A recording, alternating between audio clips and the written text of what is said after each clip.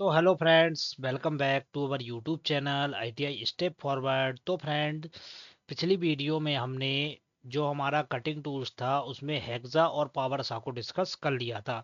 तो आज की इस वीडियो में जो हमारा हमारा नेक्स्ट कटिंग टूल है चीजल, तो हम चीजल को और स्क्रैपर को डिस्कस करने वाले हैं। तो फ्रेंड्स, आपसे बस एक ही रिक्वेस्ट है, अगर आपने हमारे चैनल को सब्सक्राइब नहीं किया है तो चैनल को सब्सक्राइब कर लीजिए। और फ्रेंड्स, वीडियो को तो पक्का से लाइक करें और फ्रेंड्स कमेंट करके बताएं आपको वीडियो कैसा लगा। तो आइए शुरू करते हैं बिना किसी देरी के। तो फ्रेंड्स, चीजल हमारा क्या होता है? बोल रहा है चीजल एक प्रकार का कटिंग टूल है। क्या है? कटिंग टूल है। चीजल का प्रयोग प्राय ऐसे स्थानों पर किया जाता है जहां पर फाइल या हेक्सा द्वारा धातु को काटना कठिन हो, अर्थात इसे शीघ्रता से जॉब को काटने और उस पर से अनावश्यक माल उड़ाने के लिए किया जाता है। किसका यूज किया जाता है? मतलब चीजल का यूज हम जब करते हैं जहां पर हमें फाइल या हेक्सा द्वारा हम धातु को नहीं काट सकते हैं, तो वहां पर चीजल का यूज करते हैं। इसके अतिरिक्त पतली चादरों को या दो से अधिक भागों को काटने के लिए भी किसका प्रयोग किया जाता है? चीजल का प्रयोग किया जाता है। चीजल धातु को गर्म या ठंडी अवस्था में काट सकती है। कार्य के अनुसार ये कई आकारों व साइजों में पाई जाती है। मतलब अलग अलग कार्य के अनुसार अलग अलग प्रकार की चीजल यूज करते हैं। चीजल के जो कटिंग एज रहता है उसकी हार्डनेस कितनी रहती है? उसकी हार्डनेस रहती है हमारी 53 से 59 HRC। अब मटेरियल की बात कर लेते हैं। तो चीजल प्राय हाई कार्बन स्टील से बनाई जाती है जिसमें कार्बन की मात्रा 1% से 1.2% तक होती है। मतलब चीजल हमारी हाई कार्बन स्टील से बनी होती है, कार्बन की मात्रा 1% से 1.2% तक होती है। आगे बढ़ते हैं, क्या बोल रहा है? इसके कटिंग एज को लगभग 25 से 35 तक भाग को हार्डवर टेम्पर कर दिया जाता है। जो इसका कटिंग एज रहता है उसके 25 से 35 तक भाग को हम हार्डवर टेम्पर कर देते हैं।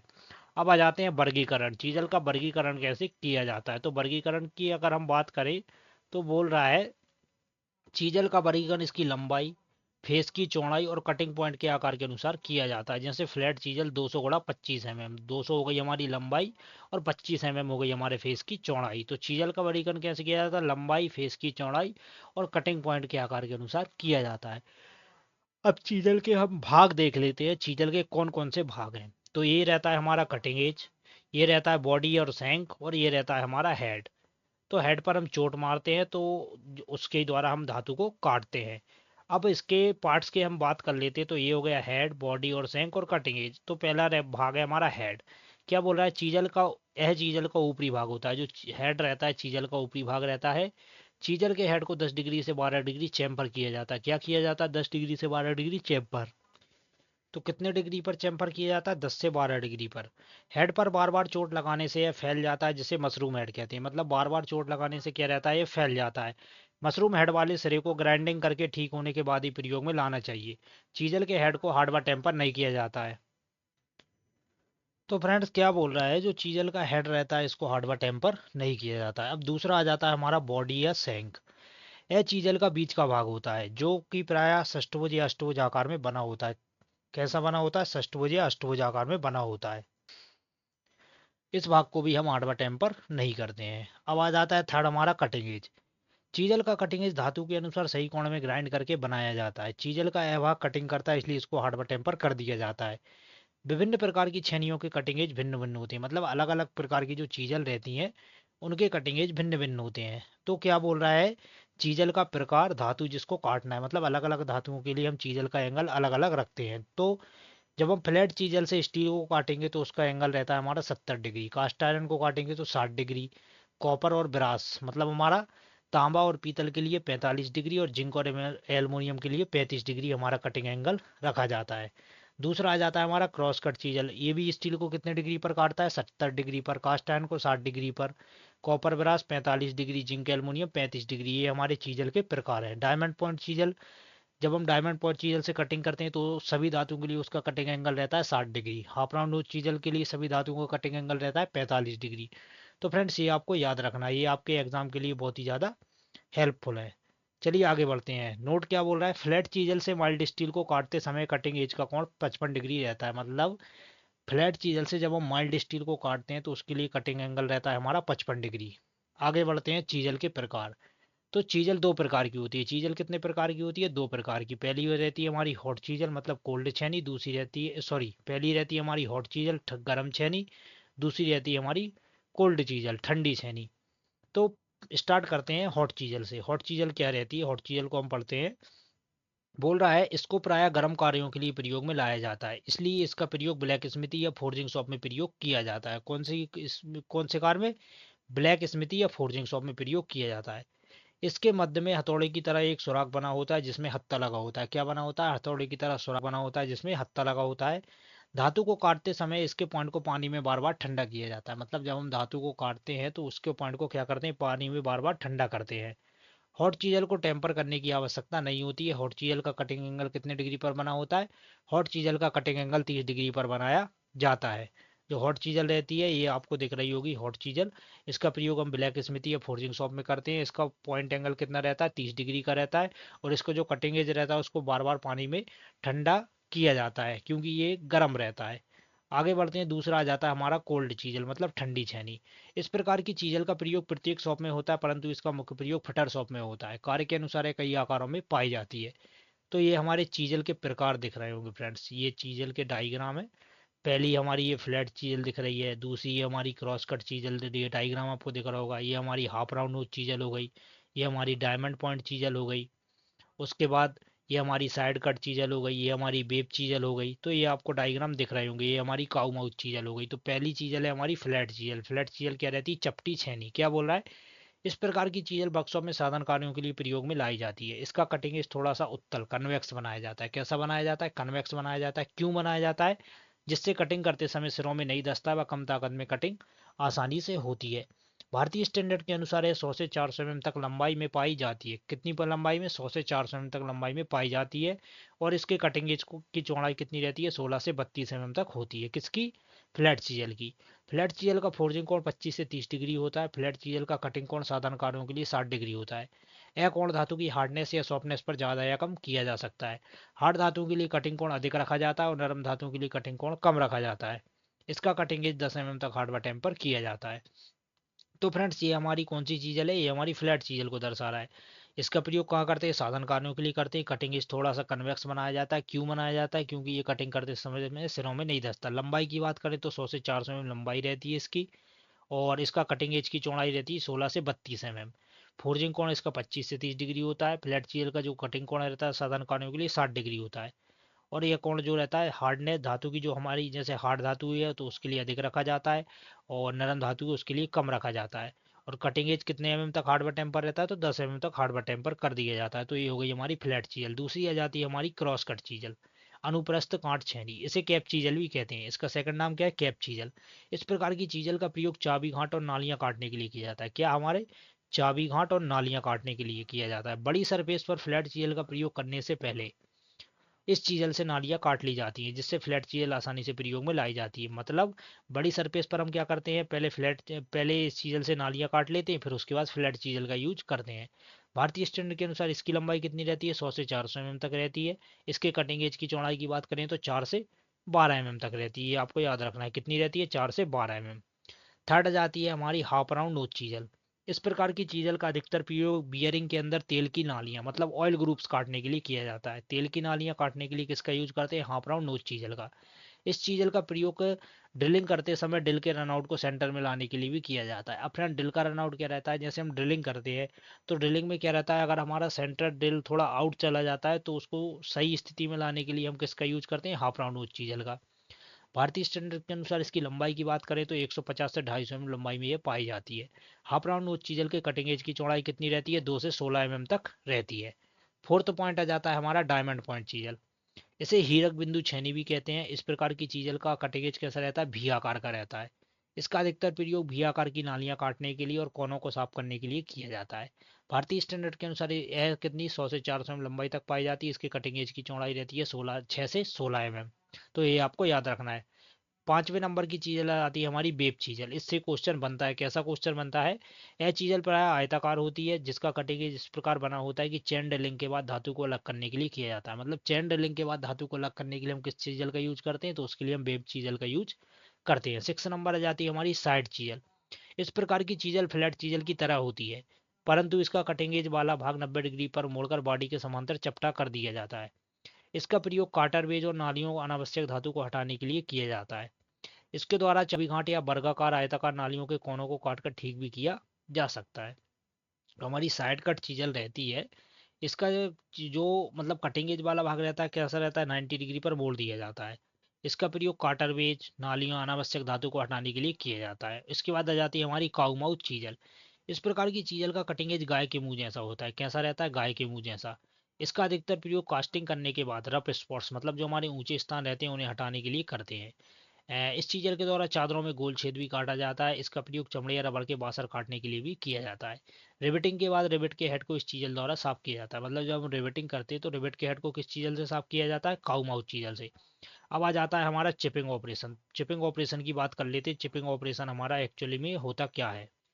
तो क्या बोल रहा है चिपिंग वह ऑपरेशन है जिसमें जॉब की सतह से धातु की मोटी परत को चिप्स के रूप में काटी जाती है। साधारणतः चिपिंग करने के लिए छेनी को एक हाथ से पकड़कर धातु की सतह पर लगभग 40 डिग्री के कोण पर रखनी चाहिए। साधारण कार्यों के लिए छेनी का कटिंग कोण 60 डिग्री होता है, जिससे उसका आधा कोण कितना रहता है, 30 डिग्री का होता है। इस प्रकार जब चीजल को सरफेस पर 40 डिग्री के कोण पर रखेंगे तो कटिंग एज को 10 डिग्री का क्लीयरेंस मिल जाएगा और 20 डिग्री के रैक एंगल पर कटिंग होगी, जिससे कार्य आसानी से वह ठीक होगा। C plus P plus R. C का मतलब रहता है क्लियरेंस एंगल, पी का मतलब रहता है पॉइंट एंगल, आर का मतलब रहता है रैक एंगल बराबर 90 डिग्री। तो मतलब जब हमसे रैक एंगल निकालने का पूछे तो हम जो हमारा क्लियरेंस एंगल है और पॉइंट एंगल है उसको रख के 90 डिग्री में से घटा देंगे तो वही हमारा एंगल रहेगा। अब फ्रेंड्स रैक एंगल और क्लियरेंस एंगल क्या होता है ये मैं आपको डायग्राम के माध्यम से समझाता हूँ। ये दिख रहा होगा आपको, ये रहती है हमारी चीजल। ये आपको दिख रहा है, ये हो गई हमारी चीजल। अब इसको क्या करेंगे हम, जब हम 40 डिग्री के इंक्लिनेशन एंगल पर, ये हमारी कितने डिग्री के एंगल पर रखी है, 40 डिग्री के एंगल पर, तो इसको क्या रहता है 10 डिग्री का क्लीयरेंस मिल रहा है। ये यहाँ से यहाँ तक, ये जो आपको 10 डिग्री का क्लीयरेंस एंगल दिख रहा है तो ये हमारा क्लीयरेंस एंगल रहता है। क्या रहता है, ये हमारा क्लीयरेंस एंगल रहता है। ऊपर का जो भाग दिख रहा है ये हमारा रहता है रैक एंगल, कितने डिग्री पर, 20 डिग्री के रैक एंगल पर। और जो बीच का ये जो रहता है ये हमारा एंगल ऑफ इंक्लिनेशन है, मतलब 30 डिग्री इस तरफ, 30 डिग्री अगर इसके बीच में से अक्षरेखा खींच दे तो 30 डिग्री इस तरफ रहता है, 30 डिग्री इस तरफ रहता है। तो क्या रहता है, 40 डिग्री का इंक्लिनेशन एंगल हो गया, 30 डिग्री 30 डिग्री ये हो गया, तो 10 डिग्री का क्लियरेंस हो गया, 20 डिग्री का रैक एंगल हो गया। आगे बढ़ते हैं, क्या बोल रहा है, चिपिंग करते समय यदि क्लीयरेंस एंगल बहुत कम या जीरो रखा जाएगा, मतलब क्लीयरेंस एंगल अगर हम जीरो रख देंगे, मतलब ये चीज़ हमारी इधर आ जाएगी, तो क्या होगा, रैक एंगल बढ़ जाता है। रैक एंगल बढ़ जाएगा तो कटिंग एंगल जॉब में पेनिट्रेट धंसना कर पाता है, जिसके कारण चीज़ें स्लिप करने लग जाती, मतलब अगर हम चीजल को ऐसा डाउन कर देंगे तो क्या करेंगे, जब हम इस पर हैमर की चोट लगाएंगे तो हमारी चीजल क्या रहेगी, स्लिप करने लग जाएगी। सेकंड पॉइंट क्या बोला है, यदि क्लीयरेंस एंगल बहुत अधिक होता है। अब क्लीयरेंस एंगल अगर हम बढ़ा देंगे तो रैक एंगल कम हो जाता है, तो कटेंगे जॉब में धंसने लग जाता है, जिसके कारण जॉब में गड्ढा बनने लग जाता है और कट बढ़ता जाता है। अगर हम फ्रेंड्स चीजल को ऐसा सीधा कर देंगे, मतलब चीजल हमारी सीधी हो जाएगी, तो क्या रहेगा, रैक एंगल बढ़ जाएगा। अब रैक एंगल हमारा बढ़ जाएगा तो क्या रहेगा, जब हम चोट मारेंगे तो जो ये क्या है, हमारी चीजल जॉब में धंसने लग जाएगी, मतलब सीधा गड्ढा कर देगी। तो वो ही बोल रहा है अगर रैक एंगल और क्लियरेंस एंगल कम या ज़्यादा होंगे तो हमारे जॉब पर इफेक्ट पड़ेगा। तो इसके लिए एक स्टैंडर्ड जो हमारा रहेगा, 20 degree rack angle, 10 degree clearance angle पर ही कटिंग करनी है। आगे बढ़ते हैं, कुछ इंपॉर्टेंट पॉइंट्स है जो भी आपको देखने चाहिए। क्या बोल रहा है, हैमर की स्विंग को चीजल के साइज के अनुसार बदलना चाहिए। जो हैमर की स्विंग रहती है उसको चीजल के साइज के अनुसार बदलना चाहिए। सही स्विंग के लिए हैमर के हैंडल को उसके सिरे से कितना पकड़ना चाहिए, 15 से 30 mm छोड़कर पकड़ना चाहिए, तथा चीजल को स्ट्राइकिंग सिरे से कितना, 20 से 25 mm छोड़कर पकड़ना चाहिए जहां से हम चोट लगा रहे हैं। और क्या बोला है, चिपिंग करते समय चीजल का कटिंग एज टूटने के कई कारण होते हैं। पहला कारण क्या है, चीजल की धातु अधिक हार्ड होना और उसे हार्डनिंग के बाद टेम्पर ना करना, मतलब चीजल की धातु अगर अधिक हार्ड रहेगी तो भी हमारी चीजल टूट जाएगी, उसका जो कटिंग एज रहेगा टूट जाएगा। दूसरा क्या बोला है, काटे जाने वाली धातु के अनुसार चीजल का कटिंग एंगल बहुत कम होना। अब फ्रेंड्स हम हार्ड धातु को काट रहे हैं और कटिंग एंगल कम रखेंगे तब भी हमारा कटिंग एज टूट जाएगा। थर्ड पॉइंट क्या बोला है, चिपिंग करते समय जॉब की वर्किंग सरफेस और चीजल के कटिंग एज की बॉटम सरफेस के कोण को क्लीयरेंस एंगल कहते हैं। इससे चीजल और जॉब के बीच घर्षण को रोका जा सकता है। अब क्या बोल रहा है, चिपिंग कर जॉब की वर्किंग सरफेस, यहाँ मैं आपको डायग्राम में बताता हूँ। ये जॉब की हो गई वर्किंग सरफेस, ये हो गई हमारी वर्किंग सरफेस, और कटिंग एज की निचली सरफेस, ये निचली सरफेस हो गई, तो इसके बीच के एंगल को क्या बोलते हैं, क्लीयरेंस एंगल। ऐसे ही एक और क्वेश्चन क्या बन जाएगा कि चीजल द्वारा चिपिंग करते समय चीजल के कटिंग एज की ऊपरी सतह पर क्या आ जाता है, रैक एंगल, तो ऊपरी सतह के बीच को क्या बोलेंगे, रैक एंगल बोलेंगे। उसके बाद नेक्स्ट पॉइंट हमारा क्या आ जाता है, चिपिंग करते समय आमतौर पर 0.75 केजी 750 ग्राम का हैमर प्रयोग किया जाता है। नेक्स्ट पॉइंट क्या बोला है, फ्लैट सरफेस चिपिंग करना हो तो सामने और पीछे वाले सिरे को 45 डिग्री में चैम्फरिंग की जाती है। चीजल द्वारा चिपिंग करते समय कारीगर का ध्यान चीजल के कटिंग एज पर होना चाहिए, ना कि चीजल के हेड पर। ये क्वेश्चन भी हमसे कई बार पूछा गया है कि चीजल द्वारा जब हम चिपिंग करते हैं तो जो हमारा कारीगर रहता है, मतलब जो फिटर रहता है, तो उसका ध्यान चीजल के कटिंग एज पर होना चाहिए, ना कि हेड पर।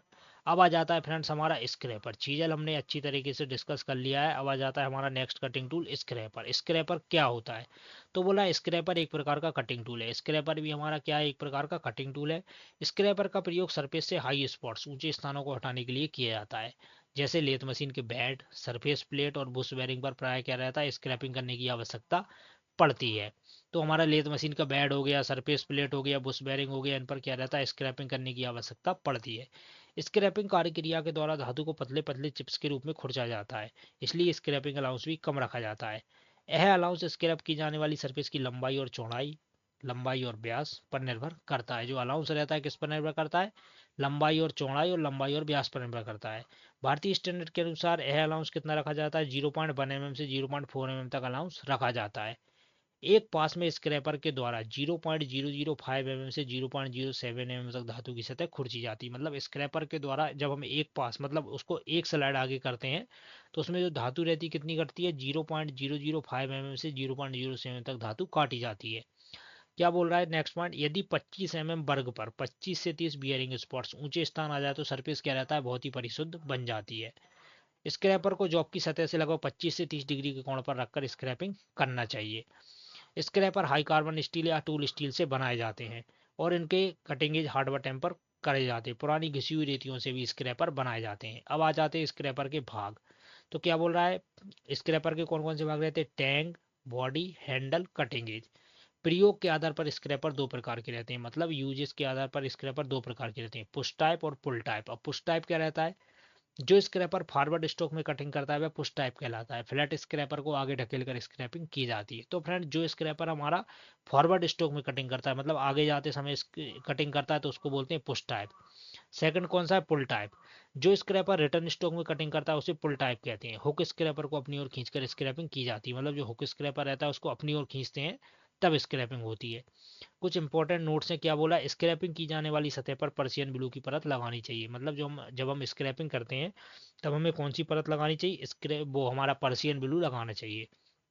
सेकंड क्या बोल रहा है, स्क्रैपर की कटिंग एज को ऑयल स्टोन सान पत्थर पर रगड़कर धार को फिनिश कर लिया जाता है। जो स्क्रैपर रहता है उसको किस पर, सान पत्थर पर रगड़कर धार को फिनिश किया जाता है।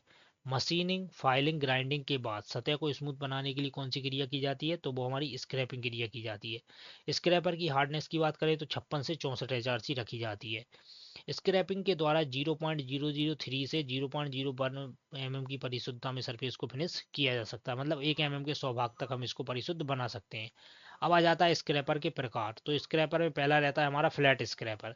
इस स्क्रैपर का आकार कैसा रहता है, चपटा रहता है। इसका कटिंग एज थोड़ा सा कन्वेक्स रूप में बना होता है, जिससे हाई स्पॉट्स को आसानी से साफ कर देता है। फ्लैट स्क्रैपर की धार को 81 डिग्री के कोण पर ग्राइंड किया जाता है। कितने डिग्री पर, 81 डिग्री पर। इस स्क्रैपर का प्रयोग समतल सतहों पर किया जाता है। भारतीय स्टैंडर्ड के अनुसार 100 से 200 mm लंबाई तक वाले स्क्रैपर प्रयोग में लाए जाते हैं, जिनकी चौड़ाई कितनी रहती है, 20 से 30 mm तक रहती है। तो ये आपको दिख रहा होगा, ये हमारा कौन सा फ्लैट स्क्रैपर। ये हो गया इसका कटिंग एज, ये हो गई इसकी बॉडी, ये हो गया इसका टैंक और ये हो गया हैंडल। तो इसको हम क्या करते हैं, आगे ढकेल कर स्क्रैपिंग करते हैं। कोण की बात करें तो इसका जो फ्लैट स्क्रैपर का कोण रहता है वो हमारा रहता है 81 डिग्री, ये आपको याद रखना है। दूसरा स्क्रैपर आ जाता है हमारा हाफ राउंड स्क्रैपर। क्या बोल रहा है, इसे बियरिंग स्क्रैपर भी बोलते हैं। कौन सा स्क्रैपर, बियरिंग स्क्रैपर। इस स्क्रैपर का आकार अर्धगोलाकार होता है और एक सिरा थोड़ा सा गोलाई में मुड़ा होता है। इस स्क्रैपर का प्रयोग अंदरूनी गोलाकार सरफेस पर किया जाता है। कौन सी, अंदरूनी गोलाकार सरफेस पर। जैसे बुश बेरिंग की अंदरूनी सरफेस पर इस स्क्रैपर के द्वारा स्क्रैपिंग की जाती है। मतलब बुश बेरिंग पर हम कौन से स्क्रैपर का यूज करते हैं, हाफ राउंड। इसका प्रयोग वक्र एवं गोल सतहों को खुरचकर फिनिश करने के लिए भी किया जाता है। भारतीय स्टैंडर्ड के अनुसार साधन कार्यों के लिए 125 से 150 mm तक लंबाई वाले हाफ राउंड स्क्रैपर प्रयोग में लाए जाते हैं। तो ये हो गया हमारा हाफ राउंड स्क्रैपर। दूसरा थर्ड आ जाता है हमारा ट्रायंगुलर। ये हाफ राउंड स्क्रैपर का आप डायग्राम देख रहे हैं, ये थोड़ा सा अर्ध गोलाई में मुड़ा है, इसलिए क्या बोल रहे हैं, इसको हाफ राउंड स्क्रैपर बोल रहे हैं। इसके बाद आ जाता है हमारा ट्रायंगुलर स्क्रैपर। ट्रायंगुलर स्क्रैपर क्या होता है, बोल रहा है इस स्क्रैपर का, यह स्क्रैपर त्रिभुजाकार होता है जिसका आगे का सिरा शार्प पॉइंट के रूप में बना दिया जाता है। इस स्क्रैपर की बॉडी पर 3 शार्प कटिंग एज बन जाते हैं। इस स्क्रैपर का अधिकतर प्रयोग शार्प कॉर्नर को साफ करने के लिए और अंदरूनी गोलाकार सरफेस पर किया जाता है। भारतीय स्टैंडर्ड के अनुसार कितना रहता है, 125 से 175 mm लंबाई तक ये पाए जाते हैं। ये हमारा कौन सा स्क्रैपर है, ये हमारे ट्रायंगुलर स्क्रैपर को दर्शा रहा है फ्रेंड्स। ये आपको दिख रहा होगा, ट्रायंगुलर स्क्रैपर को दर्शा रहा है।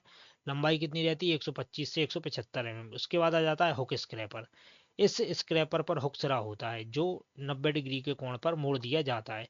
इस स्क्रैपर का प्रयोग स्लॉट, ग्रुप्स इत्यादि की स्क्रैपिंग करने के लिए किया जाता है। ये आपको हुक स्क्रैपर दिख रहा है, इसका ये जो सिरा दिख रहा है इसको 90 डिग्री पर मोड़ दिया जाता है। अब इसको क्या करते हैं, हम अपनी ओर खींचते हैं। जैसे एग्जांपल में हमने फावड़ा देखा होगा, फावड़े को भी हम अपनी तरफ खींचते हैं। तो ये जो हमारा हुक स्क्रैपर रहता है ये हमारा पुल टाइप रहता है, मतलब इसको अपनी तरफ खींचना पड़ता है। इसका जो कोण रहता है 90 डिग्री रहता है और इसका प्रयोग स्लॉट ग्रुप्स की मार्क स्क्रैपिंग के लिए करते हैं। अब आ जाता है 2 हत्थे वाला स्क्रैपर। इस स्क्रैपर का प्रयोग बड़ी वक्र सतहों की स्क्रैपिंग करने के लिए करते हैं। इसके द्वारा बड़ी फ्लैट सरफेस को स्क्रैप किया जाता है। ये कौन सा है हमारा, 2 हत्थे वाला स्क्रैपर, मतलब दोनों 2 हत्थे लगे हैं। जैसे फ्रेंड्स हम ड्रॉ फाइलिंग करते हैं वैसे ही इसका यूज करते हैं। अब आ जाता है हमारा बुल नोज। इस स्क्रैपर का प्रयोग फ्लैट व हाफ राउंड सतह की स्क्रैपिंग के लिए किया जाता है। यह वृत्त के 2/3 भाग में होती है। यह बड़े आकार की बेयरिंग को स्क्रैप करने में सहायक होती है। बड़े आकार की बेयरिंग को स्क्रैप करने में कौन सी स्क्रैपर का यूज किया जाता है, तो उसको स्क्रैप करने के लिए बुलनोज स्क्रैपर का यूज किया जाता है। तो फ्रेंड्स ये थे हमारे चीजल और स्क्रैपर।